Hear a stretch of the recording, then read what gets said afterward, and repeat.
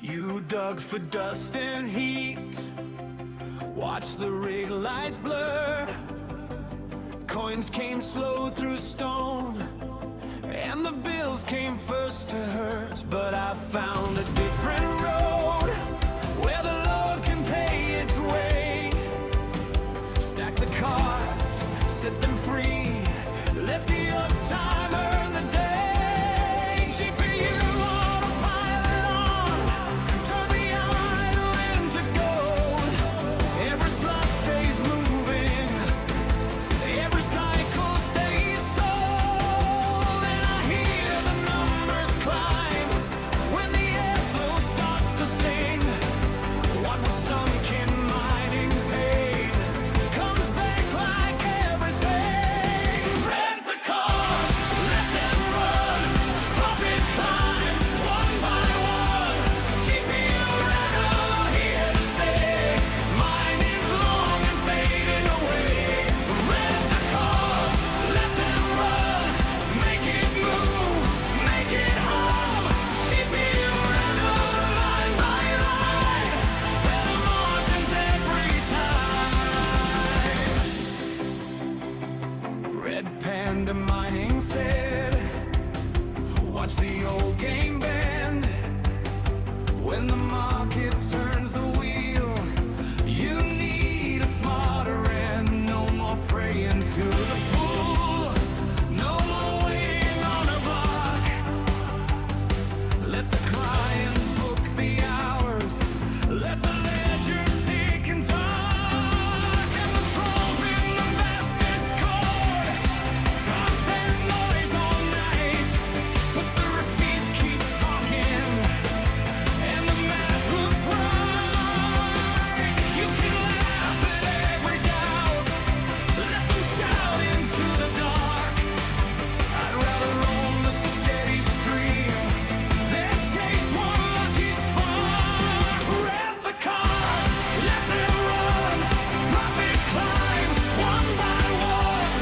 GPU rental here to stay, mining's young and fading away. Rent the cars, let them run, make it move, make it hum.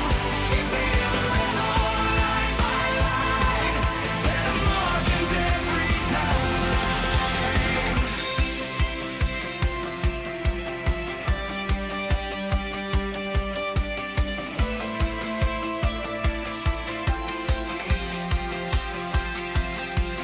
When the hashes fall to silence, I don't miss the race. I see tenants fill the calendar, I see green in every space. From the rack to the return, that's the song I choose. Not a gamble on a miracle, just a business that can you grow. Rent the cars, let them run, profit climbs one by one. GPU rental here to stay, mining's long and fading away. Rent the cars, let them run, make it move, make it hum.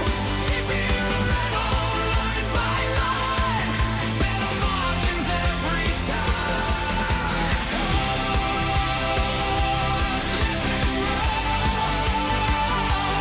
Profit climbs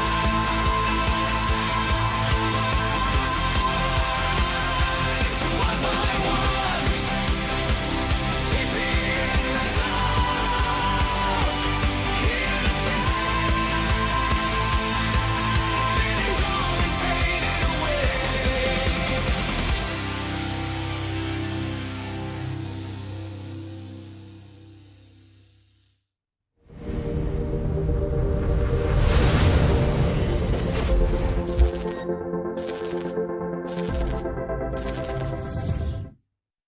Hello, hello, hello. Welcome to the special edition of Tuesday Night with Max, I guess. And without further ado, we did test this beforehand, so it should work. We have Alphamine here. Let me bring him in and make a few adjustments here.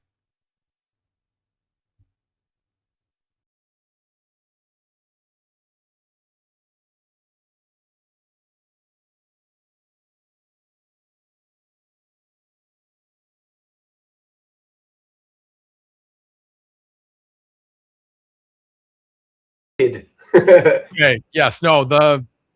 I have to do a couple different things. I have to mute and unmute this so they can hear you now. Yeah, That I'm can you hear me confident. So anyway, all righty. Well, before we get into our conversation, I want to say hi to everybody. First time 13, K Shot 3000, John Germain, Jay Styles, the Black Badger, Cooking Mailman, Beak Peak. Let's see, Dan Bulmer, HU792, and of course, Alphamine is right there. So, anyway, but yeah, I was gonna have him on the show on Saturday, but we'll talk about everything he's been working on. He has been working like a dog and getting things up and running with what he's working on, but we'll leave that for a second. But asked him, hey, would you want to do it sometime? And he said, not a couple other nights, but he said, we were both good for this night. So I figured no time like the present before this moment of Pearl stays or goes away. Who knows? But we'll stick with it and see where it goes. So, anyway, so why don't you introduce yourself to my viewers? I don't know how many people actually know you. Yeah, how's it going, guys? I go by Alphamine on the interwebs. It may or may not say that on my birth certificate. I am a miner, and I like playing around. So I have a pool as well. I kind of got into like running my own nodes and getting a little bit more code heavy into the software side. Yeah, I don't really know. I got into mining like 2020. I love solar. I love mining on solar, and like those are kind of my hobbies. Mining, doing software things, and building solar stuff, and just trying to have fun and not take things too seriously. And that's kind of all there is to say, I guess. Well, thanks, Alvin. I appreciate that. So yeah, that's I had found him a while back, and I've always appreciated his content. We were talking about this beforehand of kind of the nerdy side of things, I guess, of really just building and making things and really getting into the crypto side of things, but also getting into the GPU rental side of things as well. So anyway, thanks again for joining me. I appreciate it. So why don't we start out with even before we even really start talking about Pearl, why don't we talk about your experience with working with Pearl and your pool? Like what made you how did you figure out that you wanted to build a Pearl pool? Oh yeah, this is actually kind of funny and serendipitous. Like I tend to be a little picky. I have a mining pool. I started it like a year and a half ago, and I don't just like list any old coin that comes across my desk. Like, oh, here's Waglela or Pepe Doge, Sonic Enu. Like, I don't really want to spend my time and attention on something I don't find interesting. Like, I was very into Quai. I've been into Quai for a long time. I like what XMR is about, and I think it's like it's a project that I support. And Xano is another project, privacy focused. Those are like the three, coins that I have added on to my pool. So, adding Pearl, kind of like I identify, I guess, as a spec miner. Like, I love a good spec mine. And there's like kind of an art to that, like sometimes you get it wrong and sometimes you get it right, right? Like some of us mine Caspa way early days, right? Like I probably mined the most Caspa when I had it on literally one GPU on my gaming desktop. Like there was there's like timing is everything. And so usually before I decide I'm gonna like throw my resources, whether that's time, attention, watts, or money at a project, like I want to vet it, right? Like I don't want to be pushing time and money into Waglela or some crappy coin. So with Pearl, it was kind of funny because I was just kind of, it's a pretty busy week. I have a regular job too. So I'm just like doing my thing. And then I get a message from somebody who's a lot smarter than me that I respect greatly. And they're like, hey, do you have any GPUs I could rent? Because I rent out equipment like privately, and I also put it on, the hosting platform as well. And like, I've been doing that for like, probably a year or two. And I'm like, what? I didn't ask why, but he was like, yeah, I want to mine this Pearl coin. And I was like, huh, yeah, let me see what I got. I've been selling out of my 30 series. Let me see what I got kicking around. And then I went and I grabbed a rig and I threw it online for him. And when I came back to my computer, this other kid who's been in my Discord for a long time, he has this like knack for like knowing about shit really early. He he randomly messaged me and just literally dropped like the info to this project. I was like, dude, I think you should check this out. And I was like, what the hell? So the person, I'll tell you, it was Jonathan from Quai. He's one of, I don't know if you guys know this, but if you're familiar with Quai, there's Dr. K and Alan who are the co-founders, but Jonathan is actually a co-founder of Quai as well. And if you ever talk to him, the dude is like a goddamn genius. He's a heavy hitter, and like I respect him highly, like very highly. And I was like, he's I don't want to like put it on him that's why, but like the combination of he messaged me for GPUs. I was like, why would he message me for GPUs? And then I pulled up. I was like, what the fuck's going on here? I pulled up Vast. It was just floored. And I looked at, I was like, what is happening? And then some kid messaged me, he needed GPUs from me. And I was like, something's going on here. Something's going on here. I need to look at this. And then him and I started talking. I was like, I think I'm going to spin up a pool for this. And he was like, I'm working on a mining software. Can I SSH into your 5090s? You have 3000, 4000 series. I'm going to test this. And last thing I'll say is like, no, the pools that were launched, the reason we did it is because I just thought that I tend to be pretty attentive to things. I was like, I think we can actually help out, one. And two, they have launched for like data centers and H100s and hoppers. And like, we don't have that. I don't have that. I don't have a hopper of H100s in my, like, what the hell? And so Jonathan was like, I'm building this for consumer grade cards because there was no support for them. And I was like, I love that. I absolutely love that. And his technical abilities enabled him to take the 5090s that were getting 160 petahash, terahash on the other miner softwares, 320 terahash. And I was like, this is insane. And so we launched the pool because he was interested in it. I found out about it from like two different people around the same time whose opinions I kind of hold in high regard. And I was like, let me do my research. As I was doing my research, I decided to launch a pool, and I haven't slept right in 5 days. and now we're here. The pool is finally stable. It's like 2 hours ago. So yeah. So take us a little bit through that journey of what's been going on with the pool.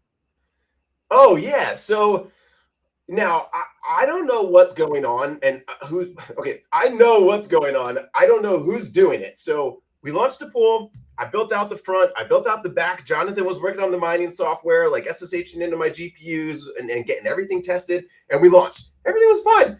Everything was smooth. And then all of a sudden, like we started getting flooded with bad shares, right? Like they were flooding, pegging the CPU. Just the RAM was OOMing out of. I'm used to like typing that and not saying it, so it feels weird to say OOMing. But like, I'm just like, holy shit, this is crazy. We're just getting slammed. So basically, in short, we were just getting the hell DDoSed out of us. Like, and whoever is doing this, because they're still literally actively doing it as we speak, they're pretty well funded, right? Because I mean, it's not free to be DDoSing in that capacity, but essentially we're just literally getting flooded, and we've just been in this like mitigation, like just we're taking the hits, and then we would just kind of patch it. Jonathan was doing a lot of that stuff, so like I was getting my ass kicked for a day. And then he was like, dude, what is going on? Are you sure? I'm like, we're getting DDoS. And he was like, let me get, because I was just doing all the pool stuff and he was doing all the miner software stuff. And he's like a by trade engineer. I am not a by trade engineer. Like he's on a different level when it comes to software development. I'm just like a fucking nerdy DIY guy who just like, I don't know, I just get in over my head sometimes. So he fucking came in and was like, we're getting very DDoSed. It's been rough because it's really like, dude, you feel bad. Like somebody's message like, what's your burn rate? I'm spending $80 an hour on GPUs, right? And it's like, God damn, like I need to keep this stratum up. There's people spending hundreds and hundreds of dollars. And so it's just been like this many day run of like fighting off DDoS and trying to keep the stratum up. And we cut over, we deployed a lot more capacity. We've been adding, all sorts of stuff to kind of mitigate this. And I think, I don't want to jinx it, but I think we're finally in a pretty good place now. Sorry to ramble, but yeah, it's been, I feel like this is therapy for me. I've been in this stressful ass 5 days. Hey, now you get to talk about everything. Yeah, you guys probably understand too, right? That we're all miners, so that's funny. So one of the Douglas Haynes said, ask Alpha about the disconnects. Is it my end or is the stratum having issues? Is he talking specifically about your pool or do you know? I mean, I'm just relaying what's in the chat.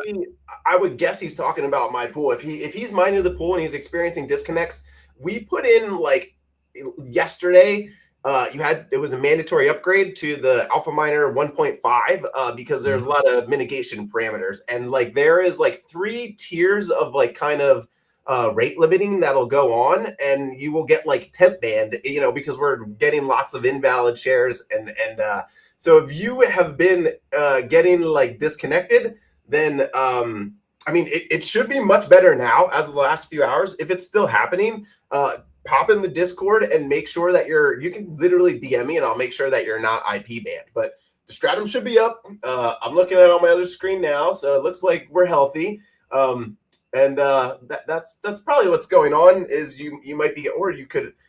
I guess there could be a couple things, but we could troubleshoot it and make sure you're connected. It should be up right now, though. He did say that it was basically what he's talking about. He said, yeah, 320 here. I'm sure he means on a 5090. He said 300 when he turns down the max TDP down to 480 on a 5090. I'm sure. Oh, is he asking his hash rate?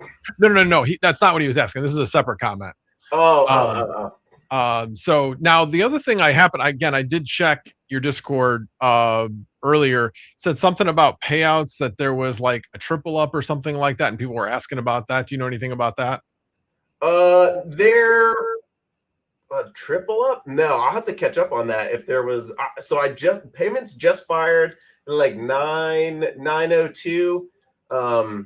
If there's any discrepancies, we could pull that up and look at it. I may have misunderstood it, so don't read anything into that. I just thought somebody was asking, and then I thought somebody else said, hey, there was a 3 times like posting of a block, making it look like there was more of a payout, and that's been fixed or something like that. Like I said, maybe I'm reading it completely wrong, but that was my recollection. So yeah, no worries about that. Well, yeah, whatever it is, I'll figure it out. But yeah, okay. We should be good. I'm just looking to see. Hope Pearl is worth $100 a coin. I don't think it's gonna. So it's interesting. I'm trying to remember where I saw, but there was a conversation about what the likelihood of different price levels for Pearl coin, and they said kind of the reasonable price point is like 25 to 30 cents. That's like kind of like the 50%.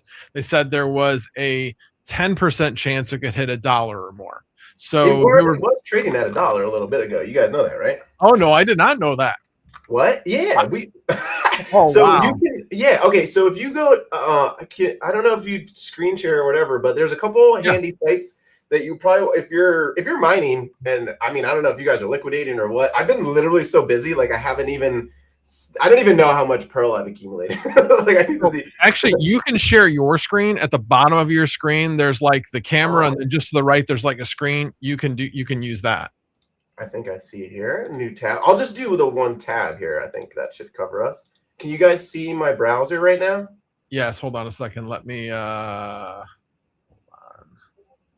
There we go. All right. So there's a couple. Hang on a second. I gotta fix this though, because I gotta bring it back down. I think I have the YouTube up in my other monitor. I see it. It's up. Yep. All right. So there's like this site that has a lot of resources. It's kind of like a one-stop shop. This whole situation gives me like Caspa vibes. Like it reminds me when it was like. One of the things I do like about this project, I'll say real quick, is that it's not wrapped up in kind of like VC fundings, and not to like poo-poo on that, right? Because Nvidia is a pretty fucking valuable company, and Apple is too, and they are not fair launched Bitcoin like blockchains. But anyway, this is like not that situation, and I don't know why it just gives me like Caspa vibes. So this site, I think actually links out to. It has a whole bunch of stuff actually, so you can see the pools here. We're climbing. You can see the price here. This is the OTC trading. So like I'm not encouraging you guys to do this. I'm just giving you resources. You live your life. But there is Pearl OTC. Let me see if I can get the site up for you guys. I don't know. I'm actually looking at it. I saw that's what that was referring to, and I'm like, yeah. So the latest price I'm seeing is like 33 cents. Yep, and if you look, so I shared my actually wait, I can change it. Can I? Hold on, I'm gonna stop screen share for a second. I did a window. I want to show you. There we go. So this is Pearl OTC, and and I'm pretty sure people in my Discord are like trading it on here. Mhm. I haven't yet. Crap, I gotta log in. Don't remember my login because it's on my upstairs computer, but it'll show you the price activity of the last like day or so. And the last week, I believe when it was like about when I launched the pool, it was like 80 cents. Oh wow. Yeah, and then it's kind of come back down. It's like trading around like 40 or so, and 30 or 40. Yeah, it's So been the last 5 hours. It's ranged from 31 cents to 40 cents. yep. So there you go. So I don't. I'm pretty sure this is like the most preferenced way to kind of liquidate it right now. Let me see if I can log in, and then I'll like show you guys what that looks like. So I just don't want to accidentally like type my password or anything. Sure, understood. But yeah, I don't know. I mean, this is just what I've seen kind of going around. Somebody was asking, is there any way to mine this with Windows? Can you mine it like through WSL? Yes, absolutely. Okay. You just launch WSL2, and then you can run my pools binary from that. Damn it, I don't remember what. And then while you're doing that, Skyfox asked, hey, could he package the miner on Git in SMOS, Simple Miner?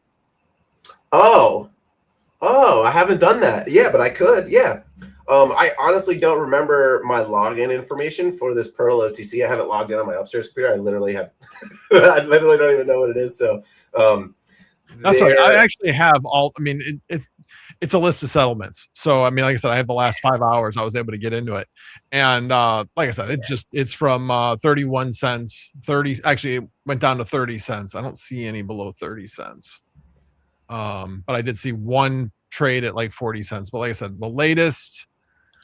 There was 3 minutes ago at 33 cents. There was, those were buys, and then there was one sell at 0.399 26 minutes ago. So yeah, I mean, I don't know. It's going to be interesting to see, but here's the, everybody's like, oh, you know, what is this Pearl? You know, is it really going to be worth anything? It's like, guess what, guys? We're not even a month old. We're not even a month old. And everybody's asking, is this real? You don't know.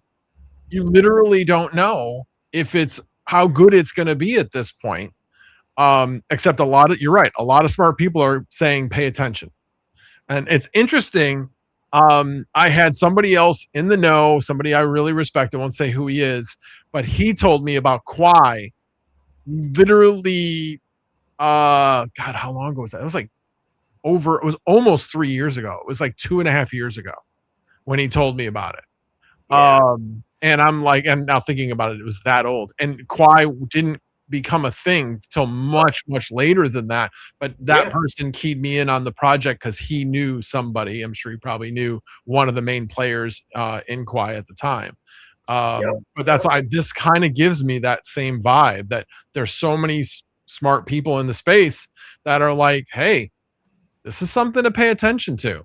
The real question is what I'd really love to see is I'd love to see the proof of useful work in action on an H100 or H200 and show it actually working in the wild. Not like in a lab, like, hey, I've got this H100 over here. Let me show you. No. I want to see somebody subscribing, getting real work done on it, and having the person that's hosting it actually get the payout of the work as well as the blockchain, rewards as well.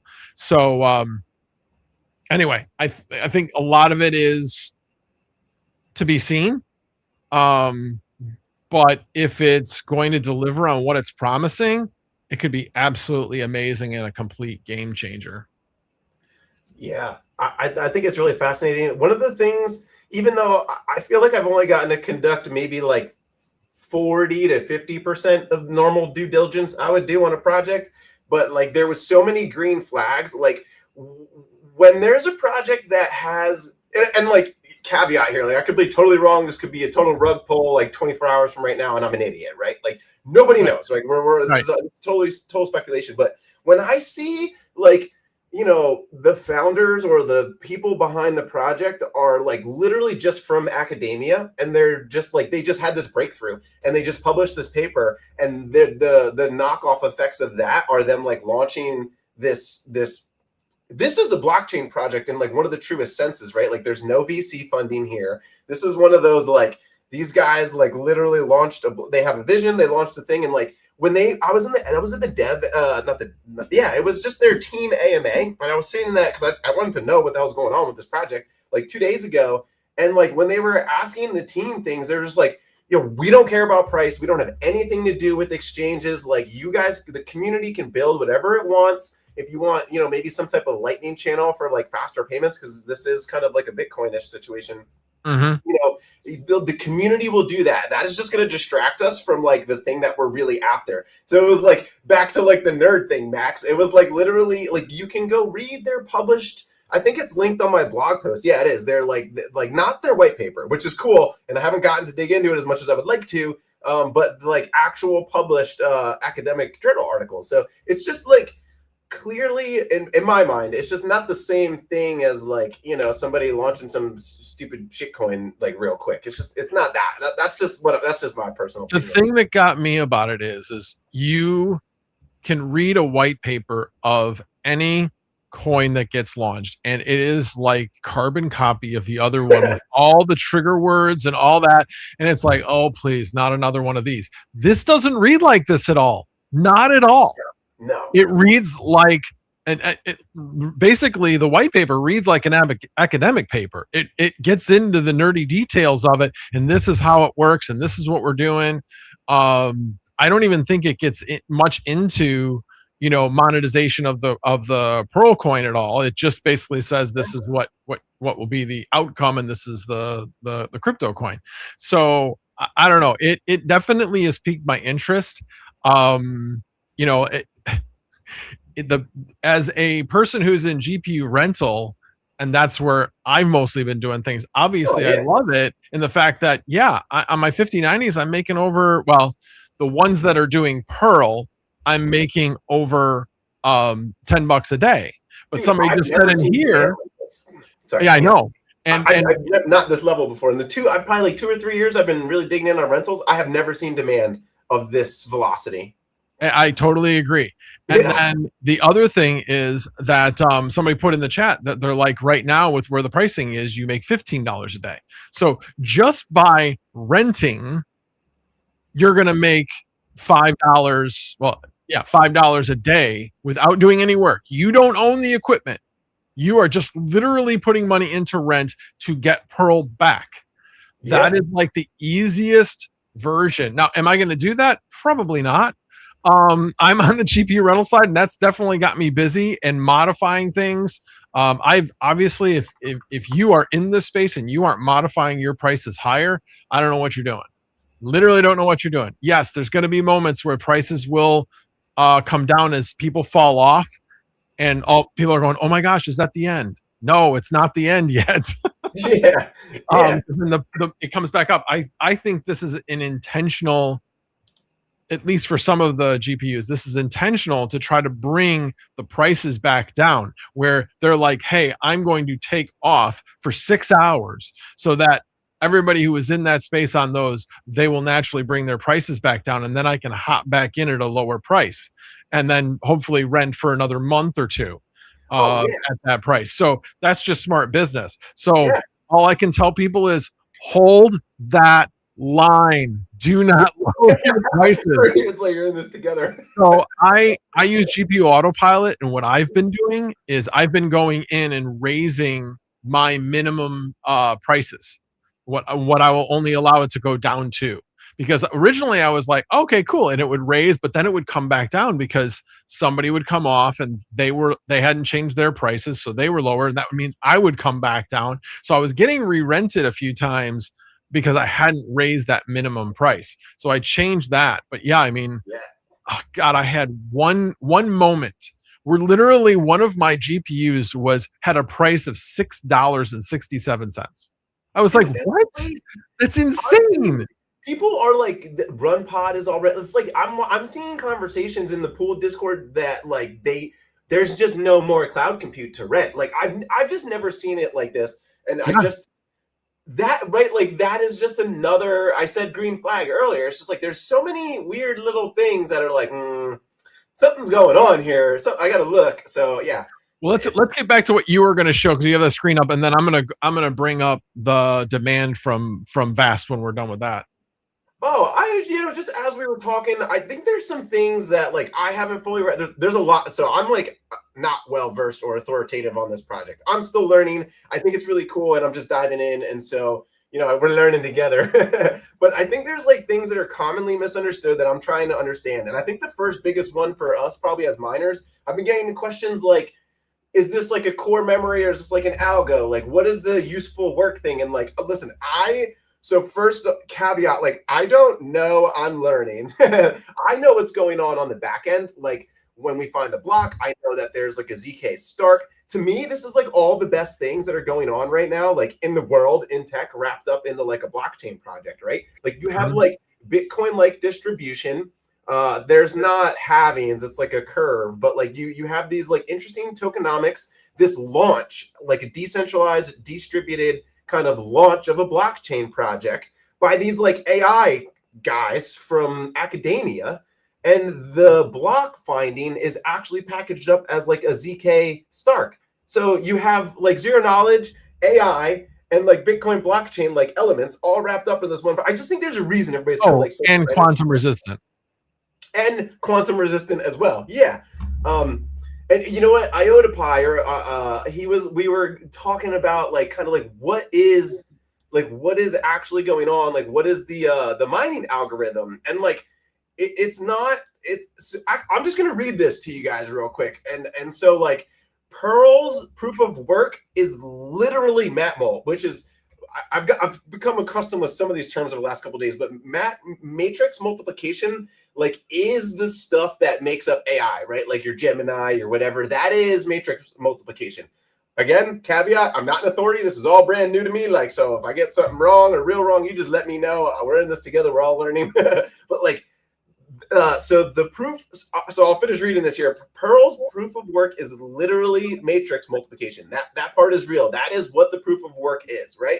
So proof of useful work from arbitrary matrix multiplication proves you can wrap arbitrary matrix multiplication into a proof of work certificate.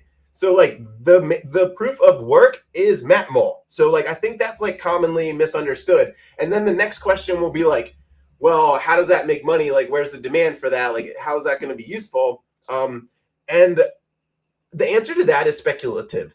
And listening to the conversation yesterday, with kind of like how serious they were, kind of like what their credentials are, and like the way they like kind of casually, like the way they're not focused on making, exchange listings real quick. And like the way they were like, yeah, we just talked to X hyperscaler the other day.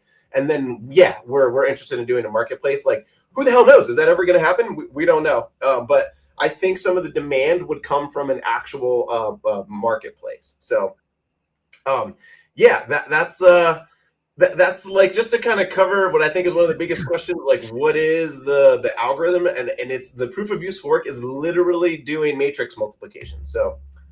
Yeah, I'll end my rant there because I know I'm just kind of tangent sometimes. Yeah, no worries. Let me. We were talking about demand, so let me bring up the vast demand. Oh, hang on a second. First off, I gotta bring it up here. Give me 1 second. Yeah, dude. Oh, the 500 farm. And I gotta log in. Hold on. Why do I need to log in? I'm in the same. All right, hold on. That's weird. All right. Yes. There we go. And market stats. Okay. I laugh at this. All right, let me do that again. Let's do window and this one.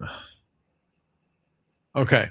So what cracks me up is this line right here and how close it is. There are 4,863 verified that are rented and only 38 that are not. That is, in case That's you need to do math, crazy. that's over I was 99% gonna say that's 99% utilization. utilization. That's literally what I was gonna say. Yeah.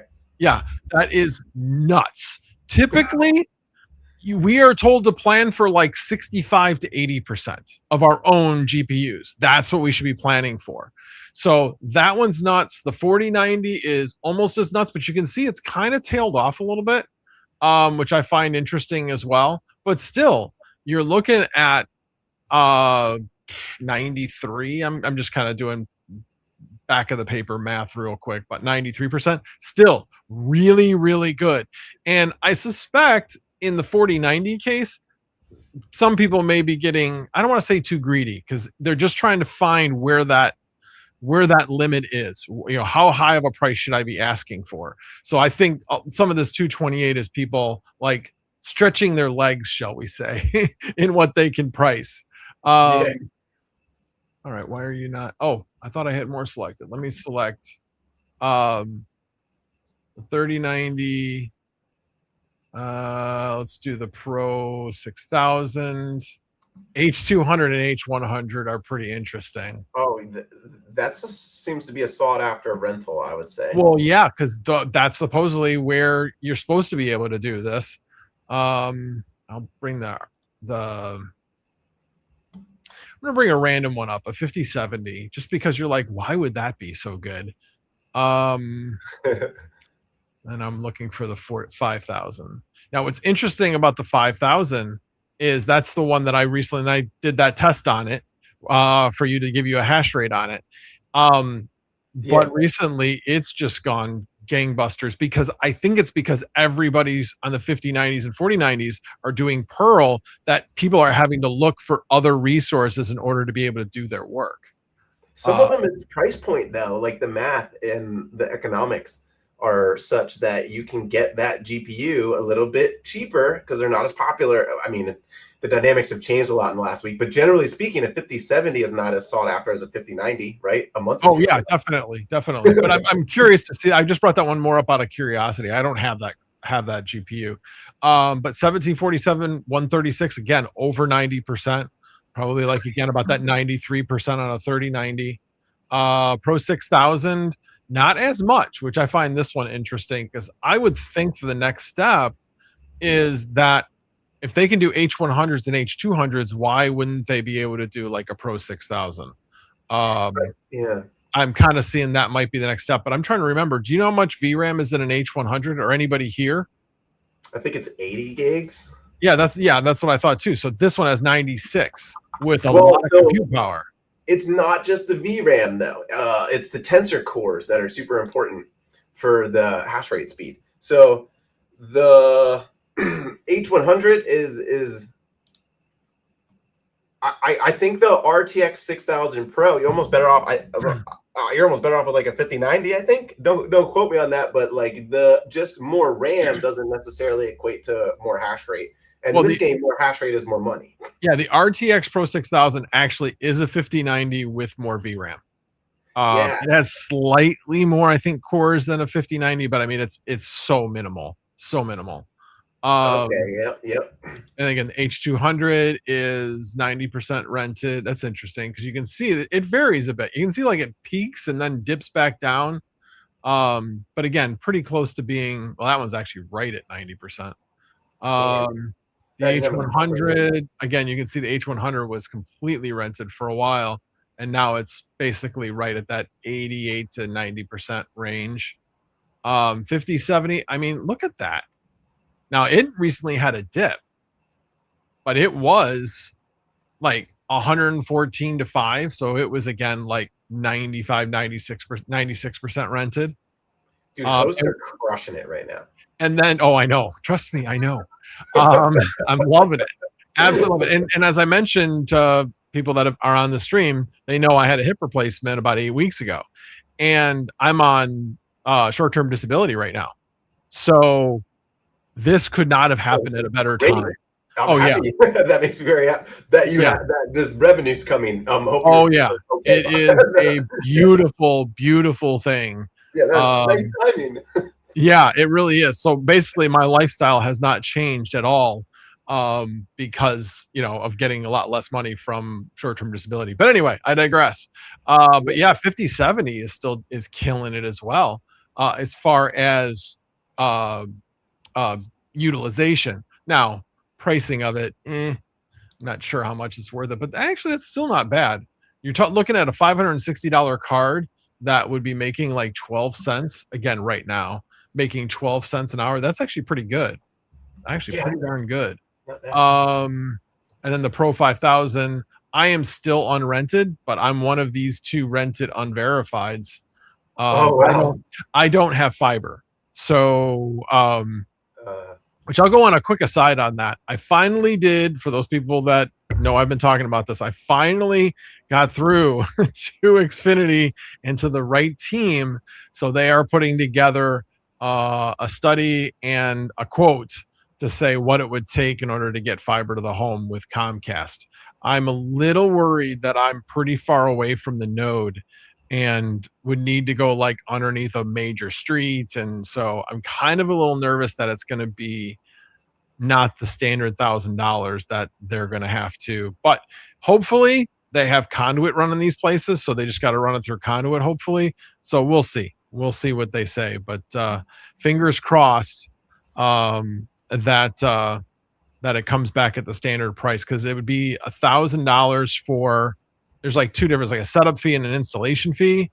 And then it's like $300 a month. But to get 10 gig up and down, I've seen like how the pricing changes, and it would increase my revenue and would allow me to actually get verified. Right now, with how much is coming online, I can't get verified because my up is only 300, like 310, 315. And before they were kind of like, oh, well, we'll verify this person because we need more verification. But right now they're just bringing on so much capacity that they don't need to verify the marginal people. And I would classify me as my high reliability, but unfortunately lower in a certain area. So, and 300 is not that bad. That's better than mine. I just get 100. Yeah, no, I'm not unhappy. I mean, for everything else, it's perfect.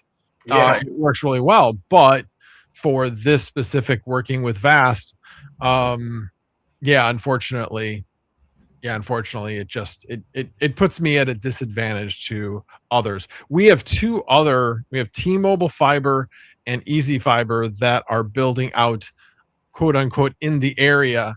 By in the area, that means my town, and by my town, I mean like on the exact opposite side of a 50,000 person town. And by my town, I mean not my town. Yeah, exactly. So it's gonna kind of be. It was funny because I called actually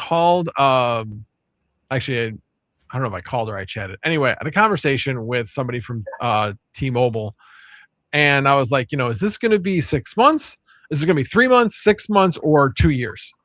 And he's like, oh no, it should be like 6 to 9 months. I'm like, how quickly he responded without asking anybody, I'm like, you're talking out of your ass. You have no idea. You're just trying to keep me on the leash going, oh, well, 6 to 9 months doesn't sound that bad. So I know the one thing I'm pretty sure of is that when Comcast does get back to me, it's usually like about 6 to 9 months when I say go, because there's permitting and all kinds of other stuff that go into it. So it's not super easy. But like I said, since it's established area where they have lots of homes, I'm kind of hoping if I do get this accomplished, where they say it's going to be this much, I'm going to go around and poll my neighbors and be like, look, I don't know what you got doing. I know the guy across the street. You are Vast guys? Well, the guy across the street, I know that he needs higher upload because he was one of the first people to get the better service. He was on a different node than me, and they got it first. And then I know the guy behind me, I got him into crypto mining a few years ago. That's awesome. Well, actually many years ago, actually got him into solar. He's a tech guy like me. He's an engineer. And so I think if I went back to him, he might, and he's literally connected to the same like end node, the ones you got in your backyard. He's connected to the same one. or maybe is the next one over, but anyway, it would be in line with it anyway. So if I could get a few other people to want the service, then maybe they might be willing to split the construction costs and maybe get us all down to that $1,000 level. I don't know. I am one step at a time, but the good thing is finally that is going in the right direction, shall we say, and I'll get an answer one way or the other. What was really funny about it was that when I finally did get through to somebody, this is how frustrating it can be to deal with companies, including Xfinity. So I read, hey, you need to go into their forums and do a direct message to Xfinity support. So I did that. The response I got back is you can't just message Xfinity support. You have to make a public forum first. I said, okay, fine. So I did the same thing. I did the public forum post, and guess what they said? Send a DM to Xfinity support. I'm like, oh my God. So I sent it, and then the next message I got back started out with the same BS about you can't direct message, and then it continued with the real message. But anyway, the finally got a hold of somebody, went back and forth, and then they apologized because they said, yeah, you requested this back last August and we didn't do anything with it. Shame on us. I'm like, yes, exactly. And they're like, well, we'll make sure we get you an answer this time. I said, I appreciate that. So I feel like I'm in the right place now. So that's progress. Yes, it's progress. It's definitely progress. But anyway, I digress. That's kind of away from what we were going to talk about tonight. But yeah, I mean, the demand is like literally off the charts. Right now, I'm making, last time I checked, I was making 58 cents an hour with my RTX Pro 5000, Wow. which is amazing. Absolutely amazing. 56 an hour? So you're doing $13 a day on that thing? Yeah. So you're probably going to clock 400 this month, I would imagine, because this isn't done, I don't think. And it's been going on for about a week or two. I think we still got a little bit more runway on this. So this one does come off and on a bit. Although this guy, whoever's doing it, because this is VLLM, so it's not even, I don't believe that this has anything to do, well, not specifically having to do with they're not like deploying their own image and doing whatever they want on it. Yes. Okay. And I think the reason why is because there's so little out there that it's helping. If somebody needs something, they're having to go elsewhere and pay more in order to do what they wanted to do. So I think this person, and this is the one thing I always mention, is when you're on Vast and you create a new node, it takes a little bit until clients go, oh, I found this one, because clients have a tendency to come back to the same nodes time and time again. That makes sense. And in fact, as I was here, let me pull this up. Last time I checked on my, oh Jesus, why is it doing this? Give me 1 second. Okay, no, there it is. So obviously everything's rented, but on my 8x4090 rig, I have one client on there that's renting 4, and then I have 4 individuals. So I have 5 clients that are renting from this. I have 10 stored clients on this machine. Oh, wow. So, and that's one of my longest, standing rigs. And then the Octo server is actually my only older rig than that. That one only does have 2 right now. What motherboard, may I ask, do you have on that 8x4090? You have it all in one server case? It's not in a server case. It's in a mining frame. It's in one of those 12 GPU mining frames. It's I got one of those jerry rigging. Yes. So it's so it's an H12 SSL. Oh, dude, that's awesome. And does it? So you're using power supply? Are you plugging the GPUs into server power supplies, or are you using ATX? No. So this is what I learned, especially with the H12 SSL, is do not cheap out on power supplies. So first thing is the motherboard is running off its own 750 watt Seasonic Prime power supply. Okay. And then all of the other ones, because Seasonic Prime 1600 watt, when they were making the transition to they used to plug 2 PCIe 8-pin connectors to one 12-pin going to the GPU. That was their solution. And they were getting rid of those. So they were on sale. In fact, I bought 3 of them at a higher price. And when I went to go buy the 4th one, they had lowered the price. So I got price protection on the other 3. And so I got a refund of I don't know, $200 and some odd dollars. That's nice. So that was a nice little surprise when I went in to buy that and asked them, can you do price protection? They're like, yeah, we can do it. No problem. I love Micro Center. Micro Center is so good with price protection. If you buy using their credit card, you can go into chat and put in what the reference number is to your order and say, I need price protection on this order. They will go into it and say, yep, we'll send the message to the store. And that's all you got to do. That's it. That's cool. You just did it today. Things these days, I feel like, it's nice when something actually works, Yes, exactly. That's one of the reasons why I do try to buy from Micro Center as much as I can instead of going to the easy thing of going to Amazon, or I like B&H a lot too. I think they're great as well. I know that they're a family-owned business.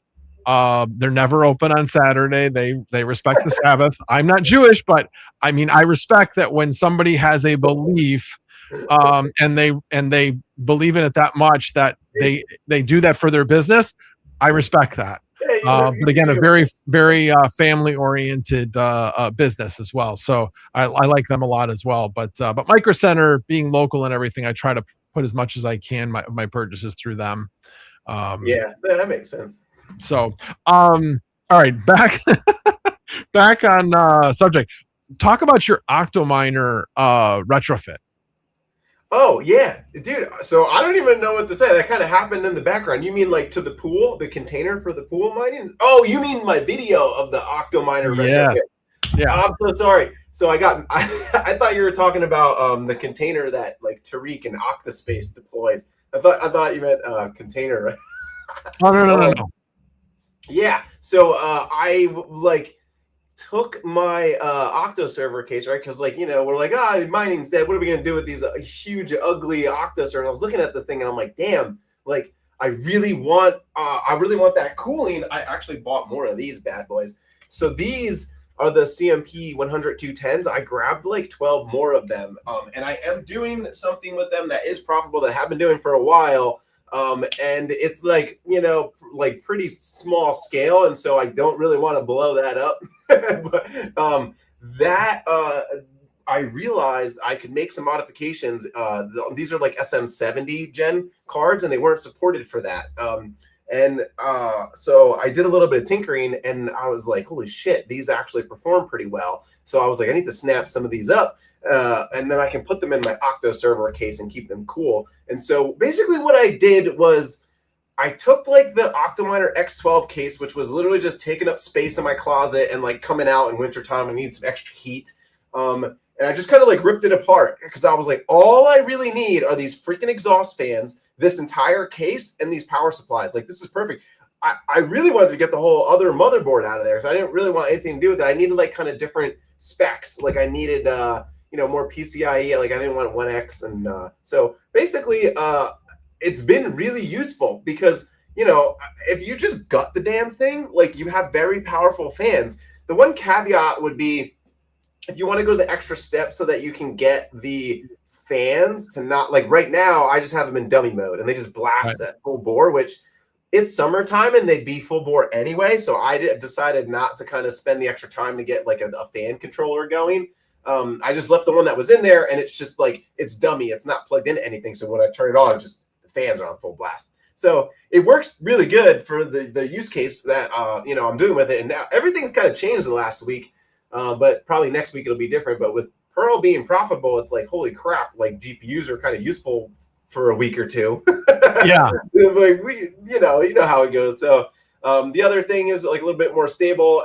And then the main reason I decided to grab them was I don't know exactly what these dudes are gonna. It's just a straight up private contract. I actually found each other on Reddit, and I ended up talking on the phone with these kids. I think I'm pretty sure they're kids. I don't know. They got some type of weird seed funding, and they're all about their thing. And they're we need to rent compute. It just all comes down to there's people who have hardware, and there's people who need hardware that want to not own it, but use it for a while. And, you know, so we're just filling that gap, right? Like that's what Vast is doing. If you're on RunPod or SimplePod or Octaspace or Salad, like all of that stuff is just like, I don't know what's going on, but right now it seems to be gaining a lot of traction. I'm curious what the summer is going to be like, because it's just like RAM prices have gone literally crackhead insane in the last 6 months because of AI. Like everything is just shooting up, and it doesn't seem like demand is about to slow down at all. Like people aren't using less and less AI every day. That's not reality. And like they need more RAM. So, but there's only so much, and that's when you get these crazy situations. And so I don't know. I'm kind of kicking myself because I like slowly sold out all my 3000 series GPUs. I think literally like 2 months ago, I finally hawked my last like 40, like 3060s I had laying around.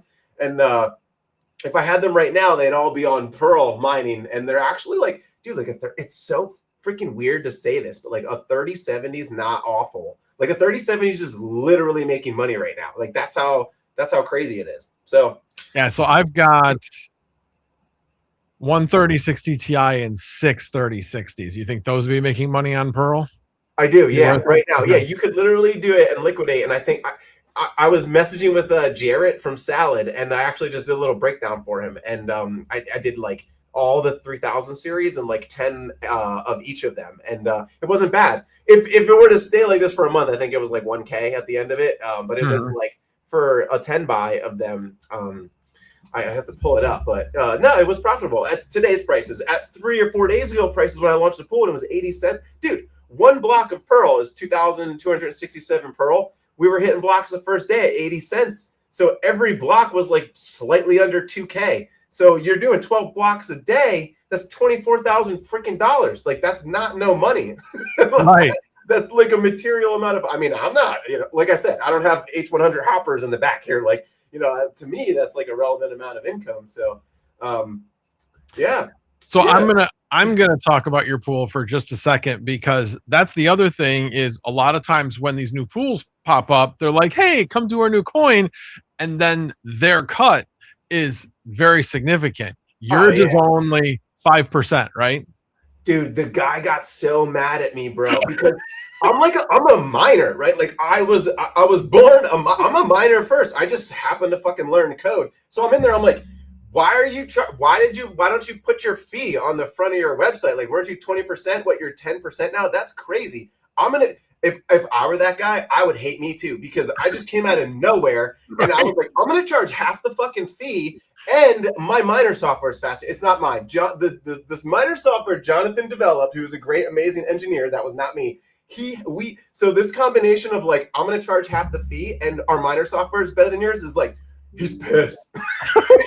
he's big mad. And I was like, I don't have anything else to say to you. We'll let the community fucking decide for themselves, because why would you want to pay twice as much and mine's slower? Like, so he's real mad about that. And he's like, oh, I bet you just threw the front end together and you're not like, and I was like, listen, dude, first of all, I need an explanation, but you got me real triggered and I haven't had enough sleep, so I'm going to give you one because I'm mad too now. Like, I fucking spun up the whole pool. I built pools over a year ago because he thought like, oh, you don't understand what it's like to be a developer and do all the work a developer does. And I was like, actually, I have a little bit of insight there too, but I'm just not a scumbag. And you shouldn't, like, you should just, like, 5% to me feels kind of high, but like, you know, it is a lot of fucking work. Like I've collectively probably accumulated less than 10 hours of sleep over the last 5 days. And he's not kidding, guys. I've seen all the posts from him and all the stuff he's done to fight this DDoS attack. It's so weird, like this when you have a pool that's getting a lot of traffic right away because it's global. So like I start getting tired. I'm like, damn, it's like 1 o'clock, and then the Asian people and the Russian people come in and they're like, good morning, we have needs, and I'm like, holy shit, it's fucking bedtime. You know? But they're like fresh and up and at them, and I'm like, oh my god. So it's very easy to like lose track of like just because crypto is very global. So you're just like talking to people in all different time zones. So it's like it never fucking stops. But yeah, it's been real interesting. That the other pool doesn't like me, and they shouldn't, right? Because you know, but fuck you. Excuse my friend. That's what free markets do, though. Like, we just do better, right? Lower your fee or have a better miner software, or you're just gonna lose. And If you win, you win. No problem. I shake your hand. We move on. That's that. But like right now, you're not winning. Yeah, I love that. I absolutely love that. Yep. So you also referred to this a little bit. Can you, without giving too much away, one question I do have is, you said that you were having private rentals. Is Yeah. it similar to what, do you know if it has anything to do with what Panda's doing at all? Because I know Panda's got his 170HXs that are being rented as well. Oh, I honestly, I love Panda. I have no idea what he's doing though. This is like was a Well, he totally doesn't random either. occurrence. He just basically Oh, had somebody come to him and say, "Hey, I want to rent your cards," and he's like, "Okay." sure. Yeah, no problem. Right. He Yeah, that actually is the posted answer. this Yeah, right. morning. He's making like, out of all of his 170HXs, I don't remember how many he's got, but he's making like $80 a day on it. That's Um, fantastic. That's yeah, amazing. I'm yeah, happy for him. yeah, absolutely, absolutely. Yeah. But I'll have to pick your brain about contacts and how to make contacts on private rentals, because that really is, if you can cut out the middleman at all, Oh yeah. yeah, that's a beautiful thing. And I know that there's other people in my community that do this, and they have their own private rentals as well. So I just haven't taken that step of trying to find those deals, and those especially long-term deals, where you're not worried about utilization at that point. It's just always there. Um, but yeah, no, I mean, like right now on Vast, you know what? I didn't even check before the stream, but I'm definitely making over $200 a day for the last 3 days. That's Um, that's fantastic, man. yeah, it really is. Considering the beginning of the year, I was probably doing like, for a week, it was only like 700, 750, and now it's like it's twice that. You're doing that in 2 days, Yeah, almost, right? I'm pretty much 600 not quite, but yeah. 3 day, So call it almost 3-ish. Yeah. yeah, it's like, yeah, $200, 213 was my biggest day today. two Is hundred that thirteen dollars.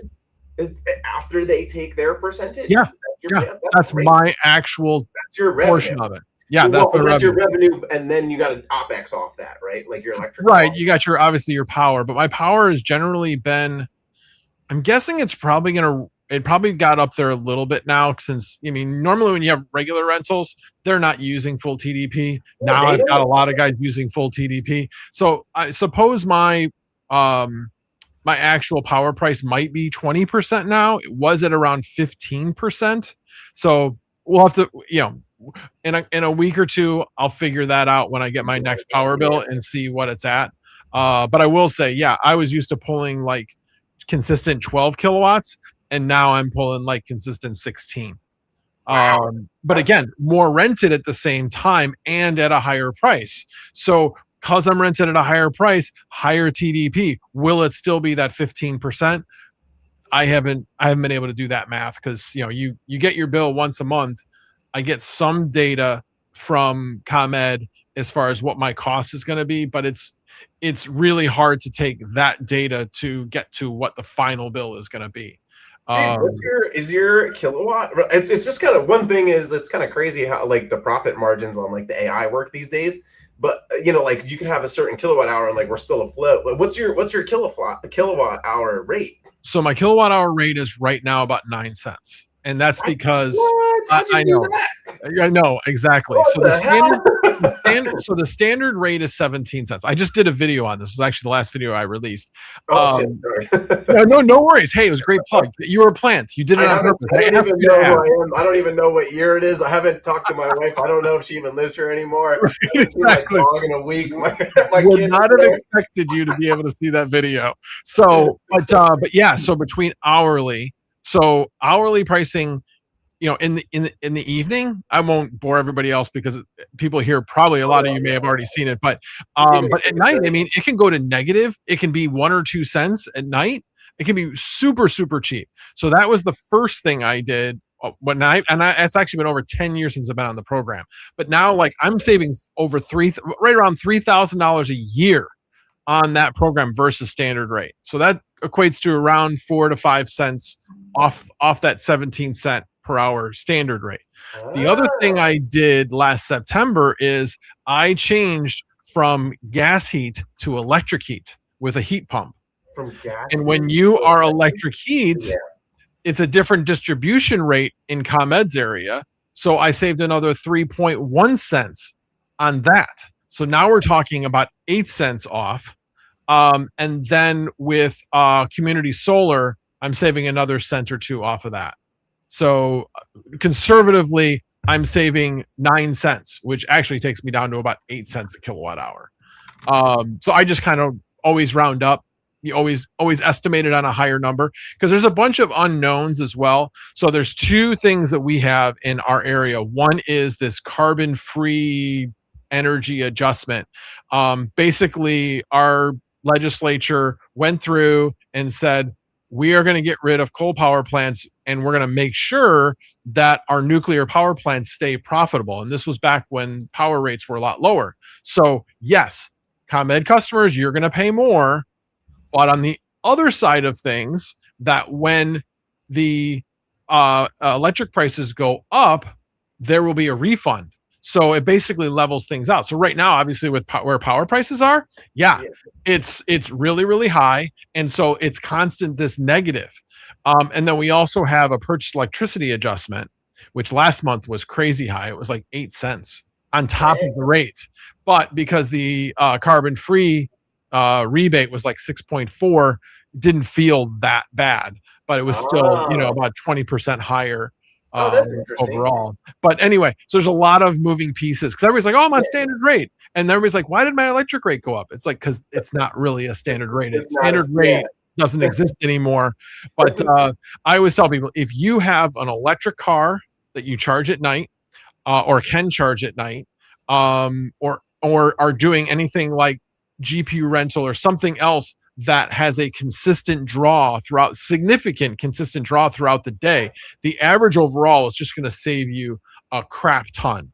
I mean, it's been crazy. And then when I was mining, when the prices went up, I would just shut the miners off. I never got a chance to automate that before mining went away, but that was one of the things I was going to start doing, and AI didn't exist back then. So now I'd be like, that would be one of my projects, but I just don't need to do that. Although maybe with Pearl, maybe I will. But yeah, so now I'm like, oh, maybe my next project is actually getting one of my Octominers out and sticking all those 3060s in that one 3060 Ti in the Octo server and getting that mining Pearl. I would keep an eye on the profitability. If you had that going right now, it's currently profitable. It's a volatile game, but like, the one thing I think is obvious and logical is that there's no way the likes of MEXC are like not noticing the amount of, those guys have been in the game for all time. Like, there's no way there's not going to be the tech AMA or whatever that I was in yesterday. They were asking about this. They're like, we don't do that. Like, the community can do that. This has like that very like Caspa Bitcoin fair launch-esque about it. And I'm just sitting here like, they're watching the volume of Pearl OTC right now, and they can't wait to jump in because they're just looking and like, oh, here's 20 whatever, here's 5 million in volume every 24 hours. We want that, right? Like, so in my mind, it's just a matter of time before exchanges step in and start listing this thing. I could be totally wrong, right? Like, this could just be a nothing burger tomorrow. So like, well, I think if it lasts like 4 to 6 months and we're still talking about it at that point, I think an exchange like MEXC, I would say Trade Ogre, but they're gone. They're donezo, man. I know. I'm just thankful I didn't have much on. I think I had a couple $100 on there, and that was it. So I didn't lose too much. You gotta be in and out on those things, man. Zegix and Trade Ogre, those guys, man. Even MEXC, I used MEXC. I'm actually a little bummed that they started KYCing because I would move like relevant amounts of money, but I never, ever, ever would like trade on it. So, but I would always be just in and out whenever I needed to convert my mining, because it was like they would list like everything and they had a lot of liquidity. But now a couple weeks ago they started because I would just pretend I'm in the Bahamas or whatever, or I don't know. I would do just VPN up and hop on over there, and they started KYCing though for withdrawals, so it sucks. I'm pretty salty. before we get into like the final questions, I want to try to get through some of the people in the chat. Oh, yeah. With, Bernie Bassell, Jose Nicolas, and Joe 2305. Appreciate the subscriptions. Definitely appreciate that. All right, let me scroll up and see. Actually, I'm gonna start from the bottom and then scroll up because otherwise I'm gonna not know how far to go up. Looking for questions. And if you guys do have any questions for me or Alphamine, please tag one of us. That way we can see it a lot easier that way. Yeah, sorry, I haven't been paying attention to chat here. Yeah, I have not been either. We've been busy talking. My bad. So Swamp7 said, I use them in 4U server case, control fan speed based upon GPU and CPU temp. Don't use the temp or watchdog reboot function. The I2C is jacked to standard server PSU. I don't know if he's referring to our conversation about Octominer, but let's see if I scroll up. Maybe we'll get some more information. Are you just selling OTC for the Pearl that you mine? Me, I haven't gotten to my wallet yet. So I've been mining and then I obviously get the pool fee. And I've literally been so busy. I don't like, I mined like a couple hundred, I think. And then there's some that I've accumulated in the pool fee and I haven't looked at it yet. What I did do though, is actually pretty funny. I put $100 Pearl up on the OTC thing. And I did like an offer because I just wanted to see if it would go, and somebody put the offer in and they were like, this offer will trigger in 15 minutes. And then I canceled it because I was like, I don't know how I feel yet if I want to just mine and sell. I just don't know. I just didn't finish my due diligence yet. So I don't know. There's that, and you've been a little busy. I've just been too busy. Yeah, sorry. Right. So Swamp7 did say he has a script in his GitHub. Can you post it, Swamp7? A link to your GitHub? But to use the fan controller in any Linux distro. Are you serious? That's amazing. By the way, Swamp7 is a plethora of information. He is amazing. He was the guy who actually helped me mine with background jobs on Vast when things weren't. So like, if I ever start having some things like come off of Vast, I need to set up some background jobs. He did tell me that Rigel Miner, I supposedly can mine Pearl, which I found interesting. But I want to take advantage of your miner because obviously the hash rate's probably a lot higher. Yeah, if theirs is better, you need to use what's best for you. But I don't know that it is. You just got to test it and measure it. I could probably help you. Are background jobs through Docker on Vast? Do you do a Docker image? Yes, but yeah. So basically, he's created something in Docker Hub, and then I referenced that, and then basically did it that way. Oh, nice. I have Docker. You can do a Docker now with. No, I know, and that's what I was trying to do, but it wasn't working. For some reason, the environmental variable for the wallet would not come through. It kept telling me saying that there's no wallet address. There's no wallet address. There'd be an error that would come up. So I don't know why. And so I tried multiple different ways, and for some reason I was coming up with that. Now, what I did figure out is that, and this only works on single GPU rigs, but there is a way that I could basically put a job on the machine that when another like process ID pops up, like a Docker container, that it will shut it off immediately, like within microseconds. So the ID, it's over. I can do that. I just haven't gotten around to doing that yet. But that's something that I may end up doing. We'll see about that. Let me know. I'll help you out with that. You can send me screenshots. We'll get it all. I appreciate it. Appreciate it. So K-Shot said, Max, you can get more 69 cents per hour on 5090s. So first of all, yes. The other thing, so the 56 cents that I have on the Pro 5000 is an unverified rig. So that's the key right now. It's unverified. If it was verified, I'd be getting closer in the 70, 80, probably 80 cent range on that. So yes, I know I can get more than that, but 56 cents on an unverified Pro 5000, that's pretty amazing actually. So yeah, so it's I'm kind of debating on what to do. Like I might take a 5090 off of Vast, put it on Salad just to be able to take that machine ID and put it on my Pro 5000. Because I've got 2 unverified rigs that I don't know if they're ever get verified. And then the other part of it is I kind of want to take a 5090 and be able to play around with it with an LLM. And this, by the way, is going to be my next video. I'm doing my next video on Salad. And one of the things, I'll give you guys a little preview of the nugget of information in there. And it's obvious once you think about it, but what can't you do when you host your GPU for rental on Vast, Octaspace, any of these? They have you rented not indefinitely, but at least until your expiration date. And if you decide that you're going to take them down because you want to use the GPU, well, guess what? Your reliability goes out the window and people don't want to rent from you again. So with Salad, you have the ability to take that down whenever you want. And so I've been talking, I know I want to start figuring out local LLMs. So I really want to take a 5090 for myself. And obviously I'm not going to use it all day long.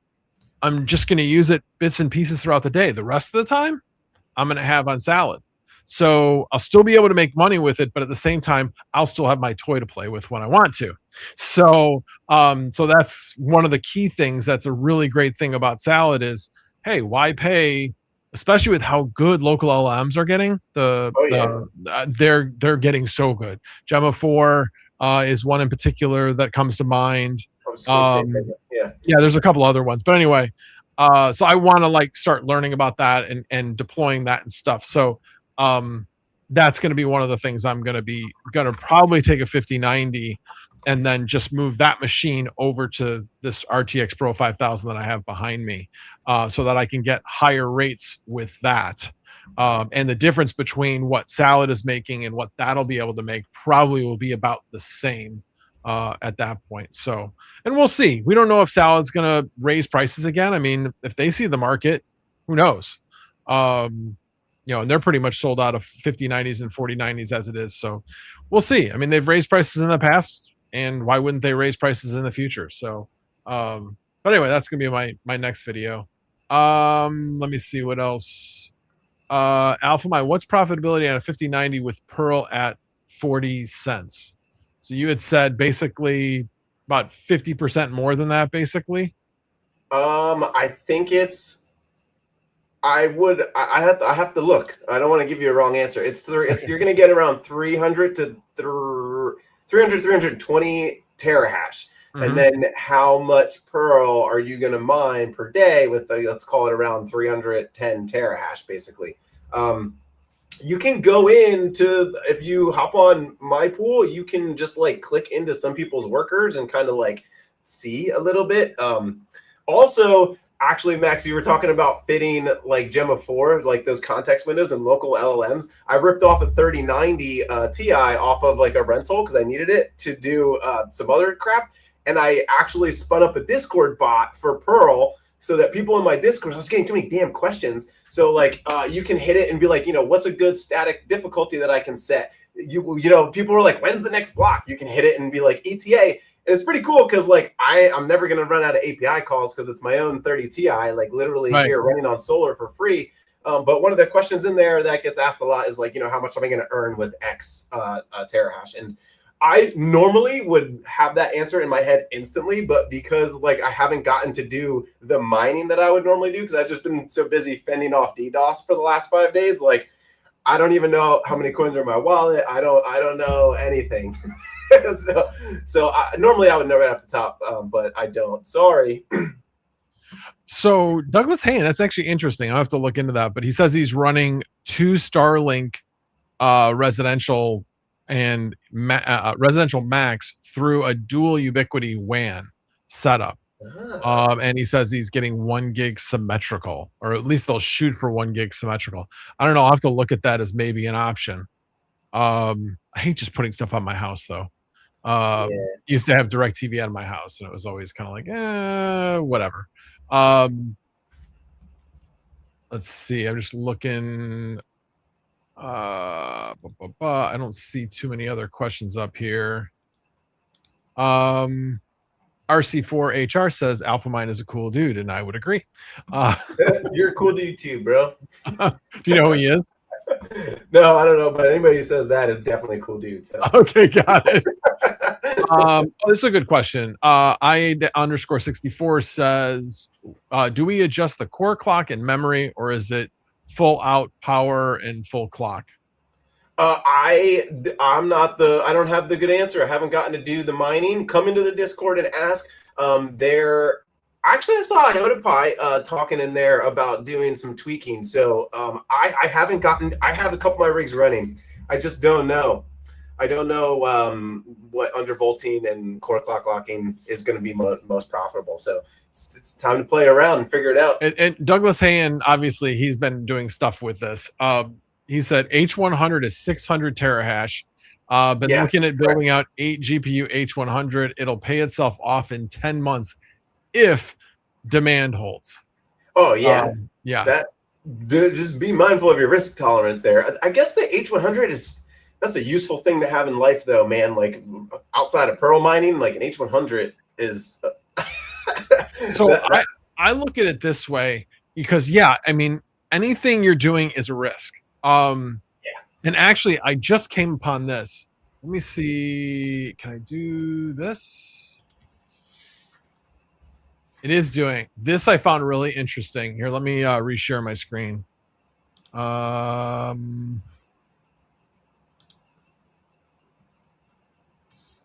Window. And again, I am not a proponent of this. I just found it very interesting. So with that disclaimer, this is on Vast's website. They're like, we'll hook you up. We'll match you with a partner to finance your rollout, your deployment. Yeah. How are they going to do that? They're sourcing.